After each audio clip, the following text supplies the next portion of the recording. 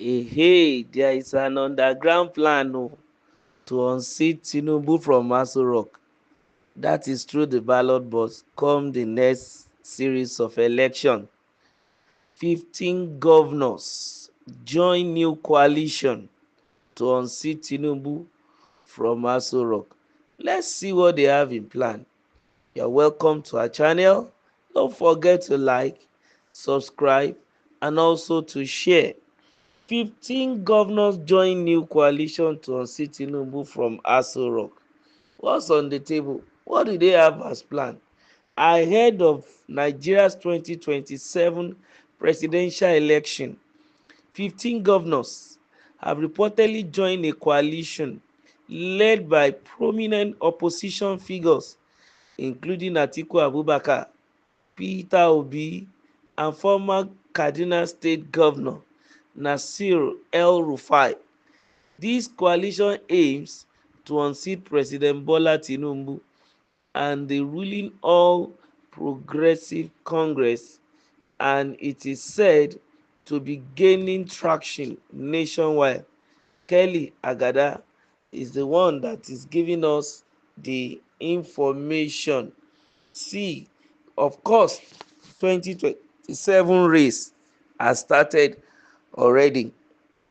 Politicians will start planning for election immediately they end another election, and I am not surprised that a lot of permutation has started, and then we are beginning to see some marriage of different fellows of different feathers, and Atiku Abubakar to a Peter Obi to an El Rufai, all coming together for the singular purpose, sole reason of gaining the number one seat in the country.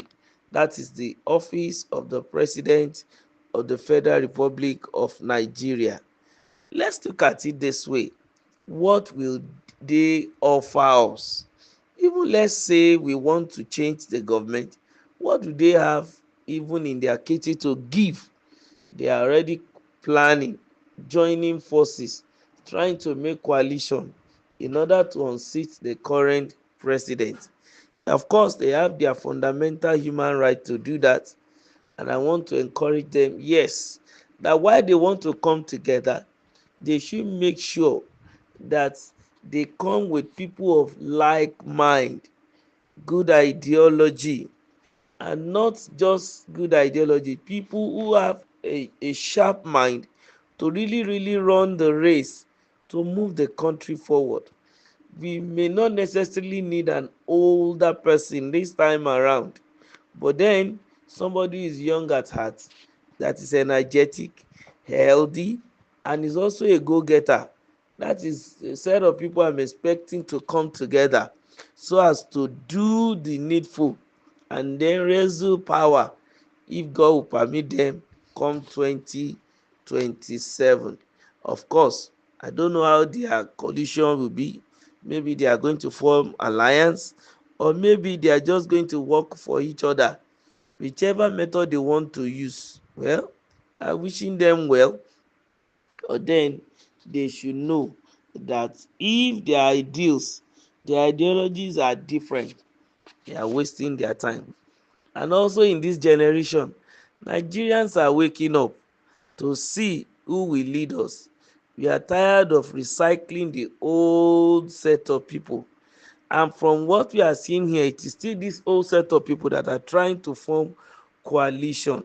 We want to see fresh hands. We want to inject new blood into our political system and even into our governance in the country, such that at least we breathe a new fresh air in the country. And also I want to encourage them to play the politics with dynamism, not as usual, not the politic of unnecessary intrigues and display of money, wealth, and power. No. And they should also try as much as possible to avoid trying to engage our youths and turning them to thugs, using them for election malpractices and the likes. And looking at those who are coming together, a Peter Obi coming in to with Atiku, I hope he's not going to settle for less this time around. You shouldn't forget that in some quarters, some are still saying South will still take another 4 years. And then if a Peter Obi, for example, decide to be a vice president, so to say, to an Atiku, already he has shot himself in the leg. Even before they go for the election, that means they have lost. It's very, very germane and very, very important. So you should think very well before going into any agreement. I remember what Toyin Okupe said when he was asked that will you support Peter Obi again, and he said it may not be necessary. Why? The major reason for supporting him is because we want the power to come to the south, and now the power has come to the south. The job is done.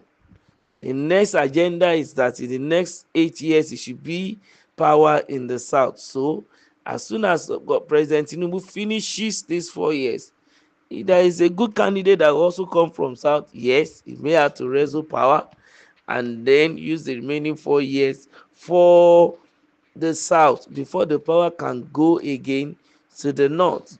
But then there is a twist there.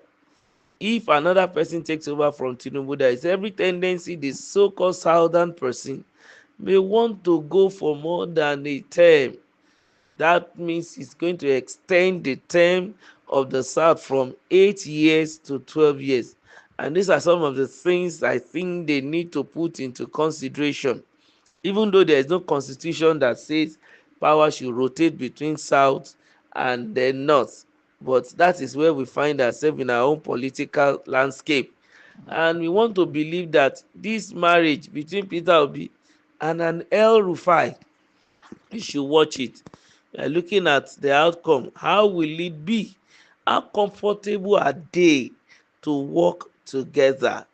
If you look at an El Rufai plus an Atiku too, how comfortable are they knowing their antecedents, the kind of things they do for each other?